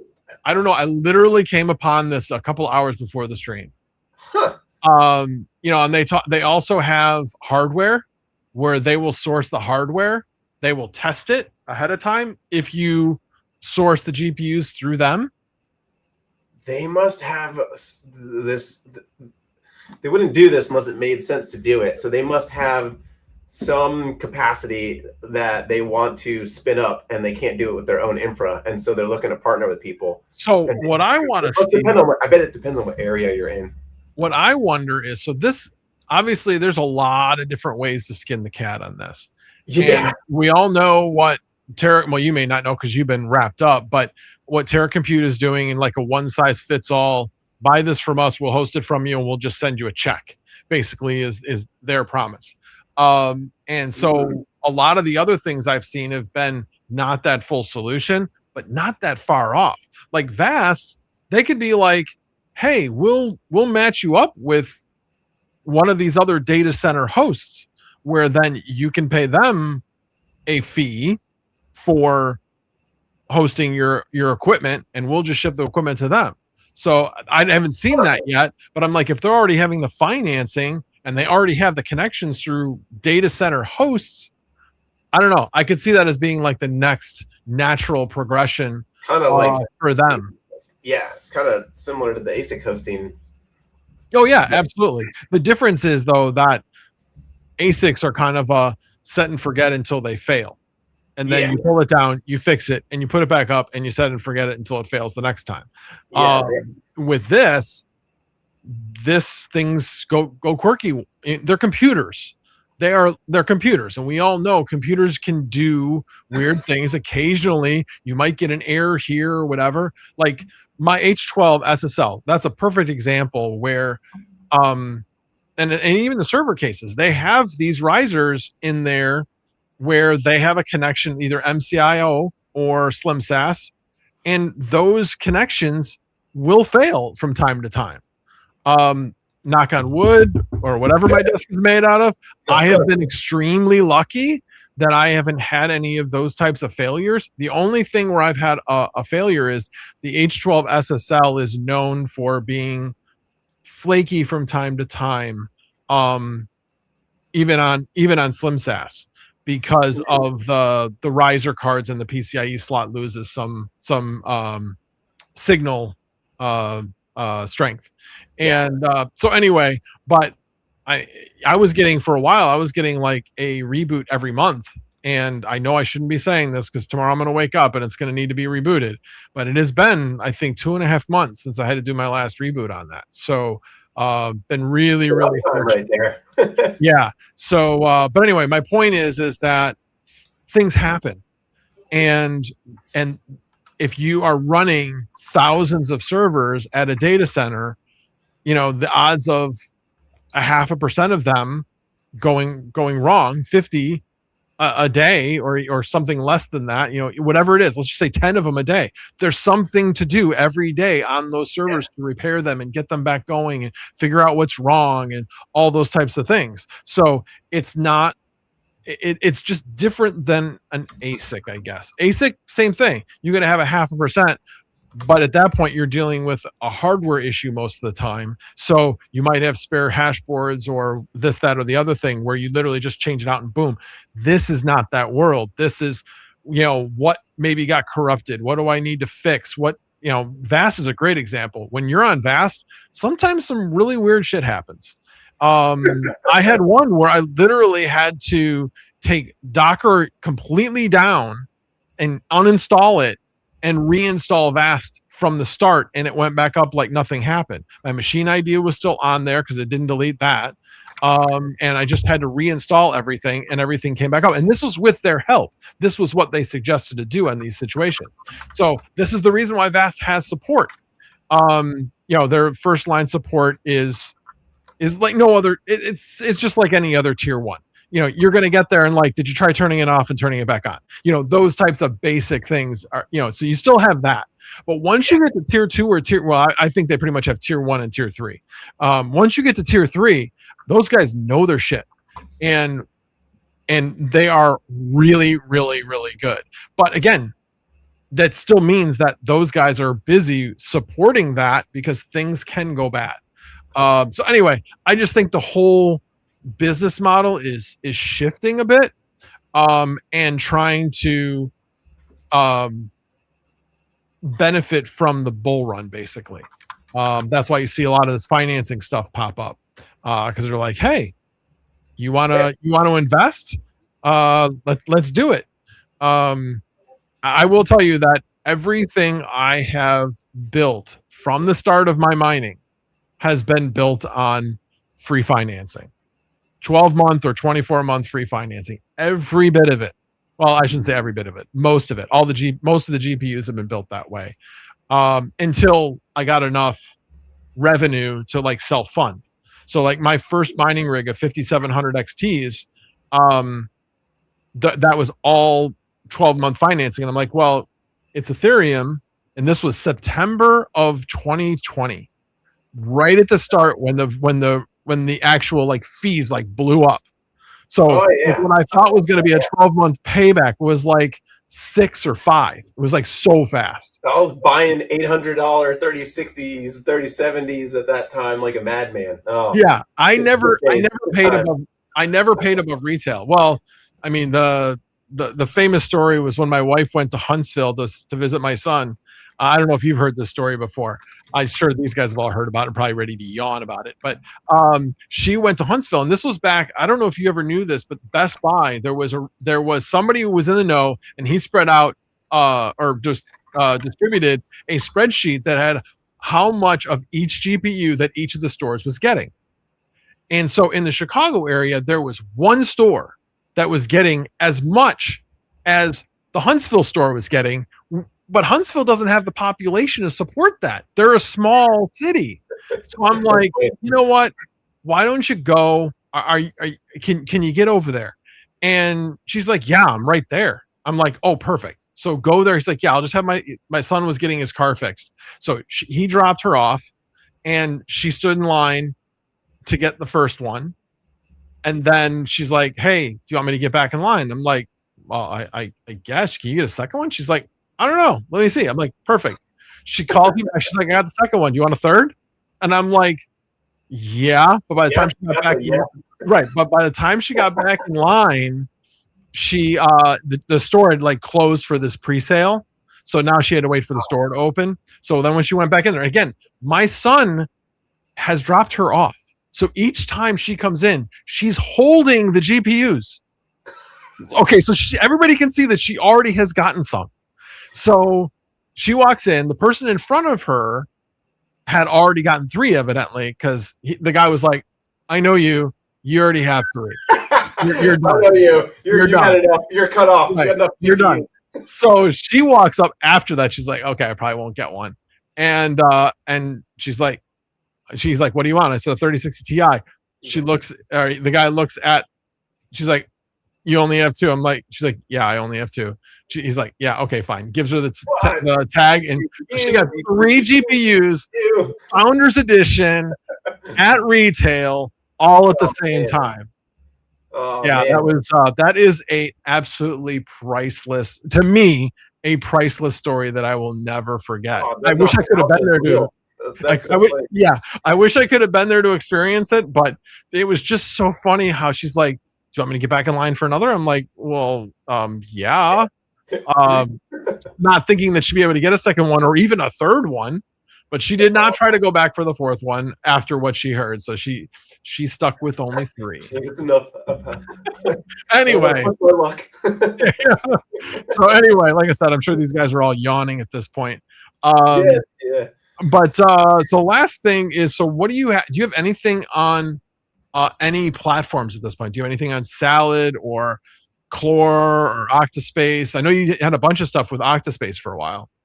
Yeah. So I actually, oh my God, I guess I technically don't. So I have like 2 clusters running. So like the most, important like things that I've been doing to generate revenue have just been kind of clusters that I've built at my house that are not on like a platform, and they've been kind of doing the best. And I basically set up like 10 kilowatts of solar. And so, during the winter, you don't really get that much, but it's just basically enough to kind of like do, I think it's like, it's not much. It's like 7, I think I have 6 or 7 4090s on my 5090. And then I have like a 16 gig. So I have like a 24 gig production cluster and a 16 gig production cluster now that was testing in its production. And they're just kind of churning, and they're just mostly on solar. Now, I've pulled like some of the 16 gig cards off so Jonathan could, kind of do testing on. He was like, we need a 5080 right now. I need a 4090 so we could build so he could build the miner software for Pearl. Right. And now that I'm looking at the economics, I'm going to leave my 24 gig cluster doing what it's doing. And I think I might pull the 16 off, and like this is the first time in like 5 days I can actually think about what I want to do with like my fleet. So it's kind of like a little bit of a relief, because it's like, oh, I'm glad I could be your therapist. Yeah, this is great to be able to like hang out with another miner. Like for the first time in 5 days, I can come up for air. It's like a total relief. So I might actually pull that cluster down, because right now it's more profitable, right? We all know it could go poof tomorrow or maybe to the moon, right? I don't have a crystal ball. But I will probably mine with those cards. I think they're on solar. And then I had a 4090 on Salad a little bit ago. Jared had messaged me, and I was like, he was like, hey, what would it take for you to pull them all over? I was like, dude, it's annoying. Like, release Linux. I love you guys. I love the shit out of you, but like fucking release Linux, because no, I give him a hard time. But like I would have to pull every hard drive off, put a new hard drive on, because like what if I need to go back to what I was doing, or I would have to dual boot, and it's like, if the money's right, like I'll move over and stay there for a couple months. But yeah, I get it. That's why I've been telling them, like, you need Linux, and you need to be able to do multiple GPUs. I mean, everybody that I know, in fact, I was talking to Crute. I don't know if he's done the video yet, but he's got a dual GPU motherboard. It's the Asus ProArt. Asus ProArt B550. Now it's a $300 motherboard, so it is fairly pricey, but to find a dual GPU motherboard, consumer motherboard, at $300 is not bad at all. And so he's got that. So anyway, so I think more and more people do want to do that, especially with where the cost of all the hardware is. If I could deploy a 16 core 32 thread CPU, 128 gig of RAM, it is more expensive, but actually I did just do this. So I still have 2 motherboards I have to sell, but I bought a a Micro Center, bought two of them actually. I had to go through my daughter for one. They wouldn't allow me to buy two, but I bought two bundles. Well, we where just use our kids as vessels to buy more fucking. Hell yeah. Hell yeah. Hey, they sucked up ours for us for so long, so just a little bit of something back would be nice. Yeah, I've done enough for you, kid. You can get your ass over here and help me buy. I had to drive to the city. Yeah, I had to drive to the city to go meet her, and we brought some stuff for her. So it was we were already doing some stuff for her. But anyway, but yeah, so the RAM itself, so 64 gig of DDR5, 232 gig sticks was $1,000. God. But so was the bundle. Ah. So I'm like, okay, let me buy the bundle and let me sell everything else off. So I didn't sell one of the processors. I actually did an exchange with Crute, which was a great exchange. I won't go into that, but that was a great exchange. I felt like we were both very, very happy with the result. It was a total win-win. Awesome. Yeah, that always works out well that way. And then the other one I sold for like $340. So one bundle, I'm already down to $660 for the RAM. Oh, right. Then I sold both cases and both AIOs for $200. So $100 per bundle. So like I said, I was at $660. Now I'm at $560.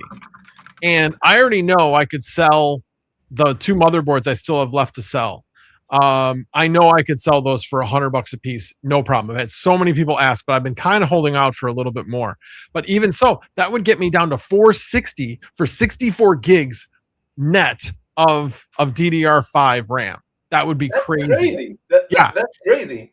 Yeah. So anyway, I wonder if prices have started creeping back up on like GPUs and stuff like that now in the last couple. Oh yeah. Oh, they definitely have. It would make sense that would be happening given the demand in the cloud. Well, what's funny is the RTX Pro 5000 that I have behind me, it went from 5,100 when I bought it. It went down to 4,900. I did a price match to that. And then today I did the price match down to 4,700. So actually it was going down in price. So I got $400 back. So yes, I was really happy about that. But yeah, a lot of the stuff is definitely going up. I know like at Micro Center, it was $9,300 for the RTX Pro 6000, and it's now at $10,000. Dude, I have my I've been selling off all my old cards, and I have like I listed like six or eight like RX 6700 XTs, and like they started getting sold to. I was busy the last 5 days, and they were getting sold. And I was like, I don't have fucking time to go to UPS right now. Like that's how busy I am. So I'm like, let me just put the price up. So they stopped buying, and they bought it.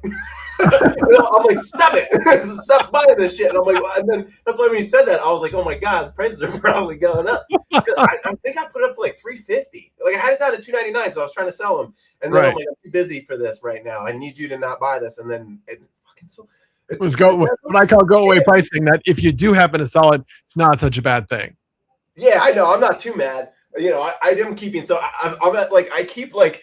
I have like a 3070 in here, and I just like keep one. I just like to have like a fucking museum, like my old cards.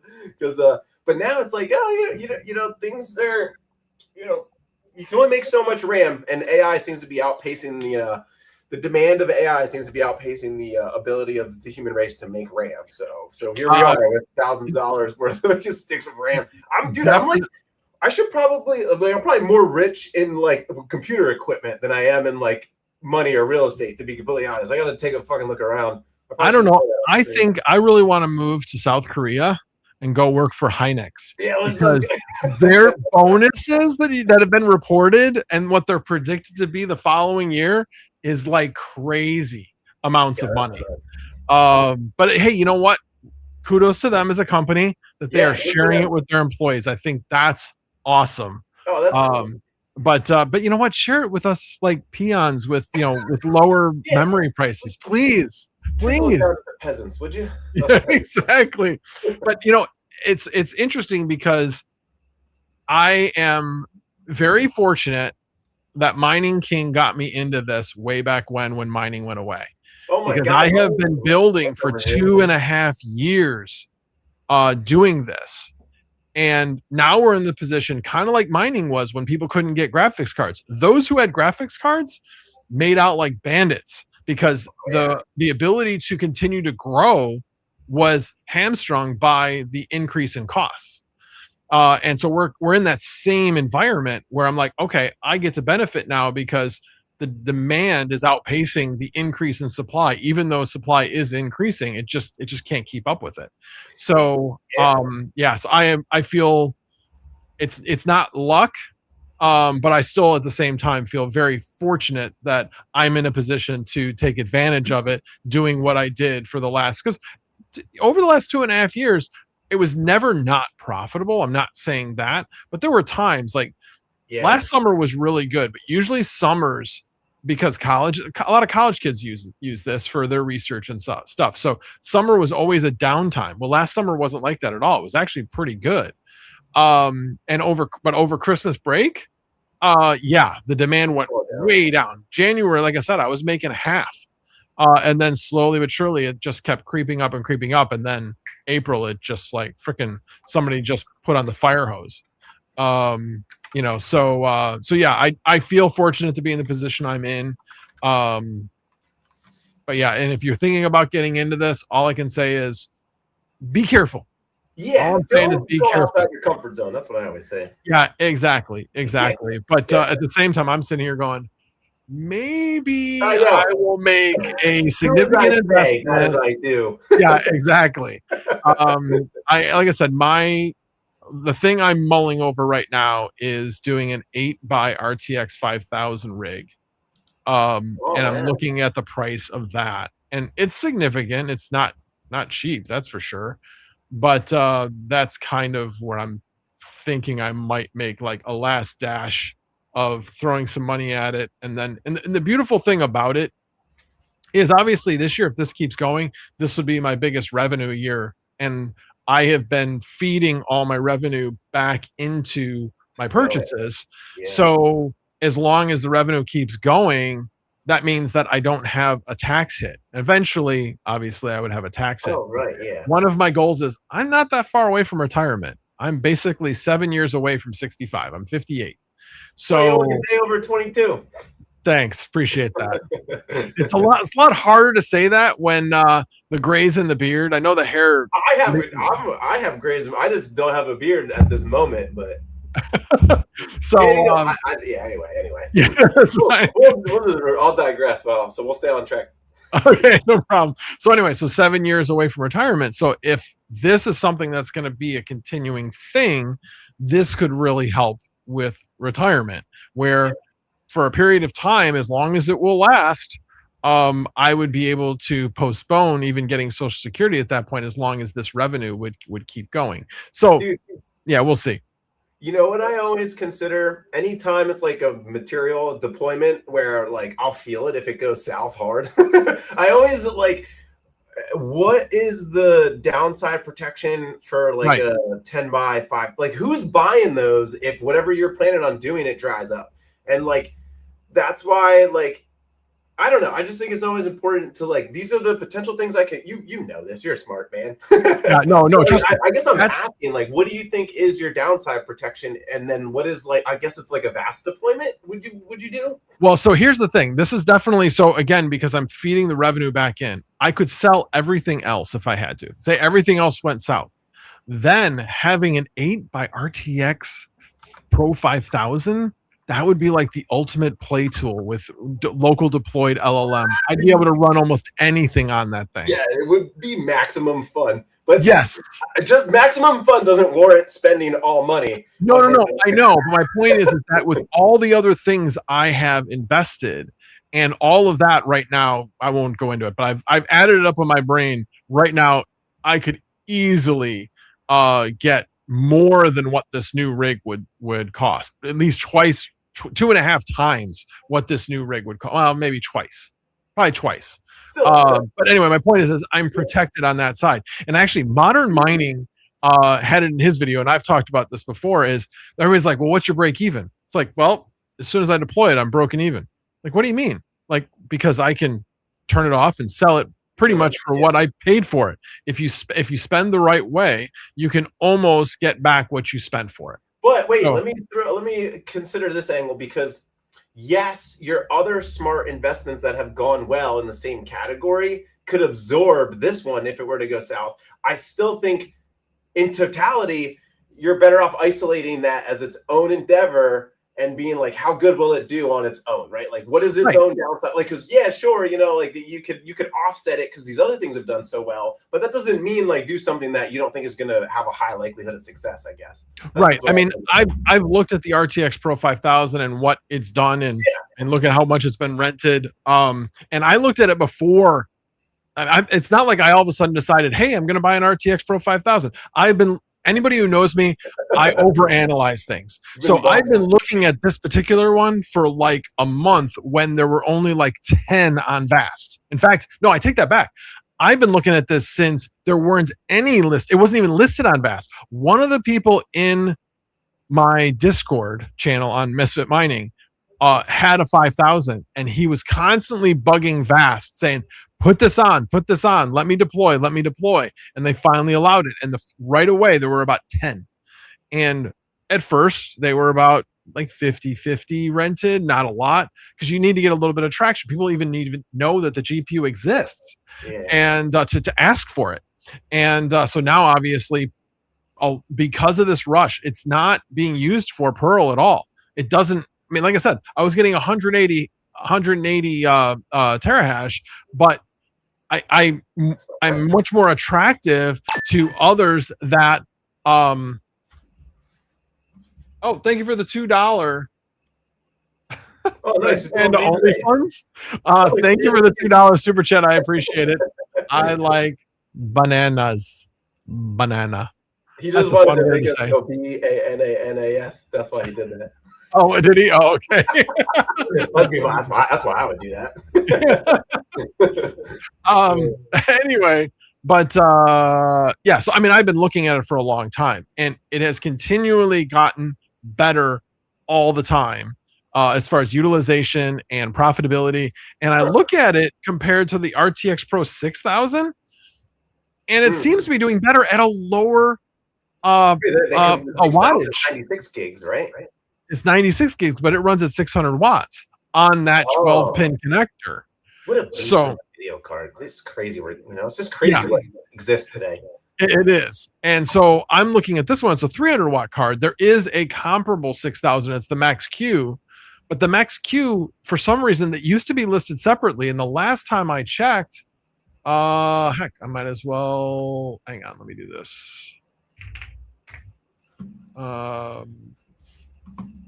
If I go to market stats and I go to look for it, I don't even think the RTX Pro 6000 Max Q, it just has the RTX Pro 6000S, which is server.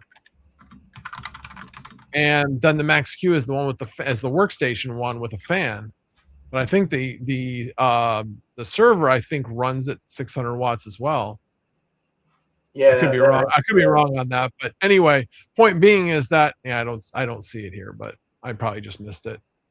Anyway, let me undo my share.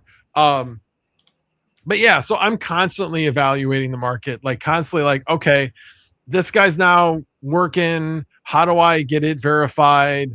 What's going to be my next step? I'm always looking at ways to grow, but it's controlled growth. And making sure that it's constantly generating more and more revenue along the way. In these times, especially, having a some people call it a side hustle, but having other revenue is so key because you never know what's going to happen with your job. You just don't. Oh yeah, I'm just like diversified across a bunch of side hustles at this point. I guess I still have a regular job too, but yeah, now if you lost it, yeah, no, so a lot of the time in my brain, I'm like, do I want to stop doing what I'm doing to do my job? Because I'm gonna make that. I'm like, if I start doing that, I'm guaranteeing my boss doesn't watch this talk right now. Because like I know I'll make X amount per hour, right? Whereas like I could do this, and it's like I might make $100, but I might make $0. Whereas like if I just stop what I'm doing, I do my job for 5 hours, I know I'm guaranteed to make this amount of money, but the more and more shit I keep adding on, the more I'm like, You better watch the way you email me, lady. But no, I like I'm actually a consultant for them now anyway. So like I've actually just gone down because I do Alphamine as an LLC for tax purposes, and so I was getting W-2'd by them, and I was like, I need to just be not W-2'd by anyone anymore, so I can do everything, Oh, nice. So yeah, I kind of like. But now I feel like even more emboldened and free. Like, if we get a really good ripping bull run, I'm just going to be like, bye-bye. Right. So, yeah, it's funny you mentioned that. So, yeah, it's interesting because then you basically are then hourly with them. So you bill them per hour. Yeah, I'm like, it's like, yeah, I don't even know what you would call it. But yeah, I'm like a research consultant for them. So when I work, I just literally like, I don't know, per diem, do you call it? Or what? I've been with them for like so long. It was like, what? Like 2020, I did so many different things. So I'm definitely going on a tangent here, but how does that work for insurance? Because then I have to get insurance. So I have rental property. So I have my own personal like umbrella policy for that. And I thought that was good. It's so funny you asked that. Actually, I need to like literally do that this week because I kind of recently switched to not being W-2 anymore. Okay. You have to have and then I'm switching into like the finance role there, and because it's like a finance type job, you have to have like this specific kind of umbrella and policy. So my personal umbrella policy is like a $1 million umbrella policy. That is not enough to do finance things at this organization as a consultant. So yeah, to answer your question, I have to freaking talk to insurance this week. So excited. Yeah. Health insurance is expensive. So that's why I was asking. I was like, damn. Unless does your wife work? Yeah, she's per diem too. So we're just we just pay out of pocket for a lot of stuff, and we're just kind of flying by the seat of our pants until I move to Canada, I guess, and get free healthcare. I don't really have a good game plan for that. I'm like, hey, you planning on moving to Canada? Sure. No, I don't actually really want to do that. I don't really. It's funny because I'm like, going up on a little bit of a tangent. Yeah, no, we don't want to go to Canada. Nah, why would we want to go to Canada? As we say that, Bare Naked Miner says, how do I send $2 Canadian? So Swamp 7 says, have a Docker container working for Vast, FYI. I don't know what he's referring to there because he probably sent that like 5 minutes ago. And I don't remember what I was talking about 5 minutes ago. But yeah, having just had my hip replaced and hearing other people's YouTube stories who were in Canada and how long they had to wait. Like there was one guy that was scheduled for like 9 months out, and he got lucky in the fact that like they said, hey, we got an opening, and he ended up getting it done in like 2 months, but it was just by chance. Me, I kind of had a little bit of a scare. So January, after I went to CES, I'm like, I'm done with this hip. I got to figure out what's going to happen. So went to the doctor, got the x-ray. Before the doctor even came in, I knew I needed a replacement because I could see the x-ray. I'm like, one of these hips does not look like the other. So he was like, I mean, literally it was oval. There was no space. There were bone spurs everywhere. It was bad. I'm like, how do I even walk on this thing? And how am I moving this whole time? Exactly. Well, what I learned was that your hip does that, or any bone that doesn't have cartilage anymore does that, so that it's trying to make you stop moving the joint. It's like, we're going to try to fuse this joint as best we can so that you stop trying to move it because it hurts, and we know it hurts. So we're trying to save ourselves from you. Anyway, so I knew that. So then I have to go to the doctor to get they have to okay me for surgery. So all that went through was fine, except for one thing. My PSA was high, pretty high. So now all of a sudden, now I gotta I'm like, am I even getting the surgery? So they canceled the surgery based upon that. And they basically said, you figure this out and you come back, talk to us. So 2 weeks later, I have the prostate MRI. It's a special MRI that's done. And it came back cancer, highly unlikely. Basically, it came back that I have an oversized prostate and large prostate. And once you take that into account of the size and with the PSA, they take ratios and things. They're like, yeah, you don't have cancer. It's below that that threshold, so don't worry about it. So I'm Yeah, like, all right, cool. So now I got the go ahead from my urologist, along with my main doctor, and so they had to put it off only a week, which was great. So my point in all this was I got it done. It was January 25th, I think, when I went to the doctor the first time. I had the surgery done on October 19th, or not October, March 19th. So less than 2 months later. If I was in Canada, that wouldn't have happened. dude, I'll tell you what though, I have like a good buddy who lives in Toronto. We talk literally every day, and he sings praises about, you know, and he does not like America. He is not about it. And well, again, I'm not. Believe me, our country has really good though, and quick. So I don't know, you know. Oh, okay. Well, like I said, I wouldn't have even said anything about it, except I saw some people that were in Canada that put their stuff on YouTube and how long they had to wait and all that. Probably, definitely. And I was like, oh, well, you always hear about you have to wait a long period of time to get procedures done in Canada. And I'm like, well, that just this is a real world case where this happened. And so that's kind of why I took it kind of as fact that is the general thing. I mean, again, getting a hip replacement is not an emergency thing. And yes, I got it done in 2 months, but I suffered with it for 6 years. Yeah. So if I had gotten it taken care of right away, I might have not needed the replacement. I might have just needed like a labrum fix or something. But because I let it go so long, it just ate itself up. So shame on me for not having done that. So if I had gone it 3 years, if I had to wait 9 months, no big deal. So it's my own fault. But like I said, I was very happy that I got it done when I got it done. Yeah, well, it worked out, and you're humble enough to admit, like, I do the same thing. I won't go until it's like, I won't stop using something until it's broken, and I won't go like my hand needs to be falling off of my arm. You know, it's like, go, and I'm like, nah, it works fine. It's brand new. We're good. I think that's something about being male. I know that's a common thing. I get yelled at all the time, but sometimes it backfires. Like we have these rickety, rackety ass like Adirondack chairs, like you know what I'm talking about, the lawn chairs. Mm-hmm. Yeah. And, like the backs are like this, like they're literally, and I'm like, nah, it's fine. And I did. I literally I was like drinking a beer, sitting on that, fell through, and of course, like, you know, my family is there to be like, hey. And I was like, you know what?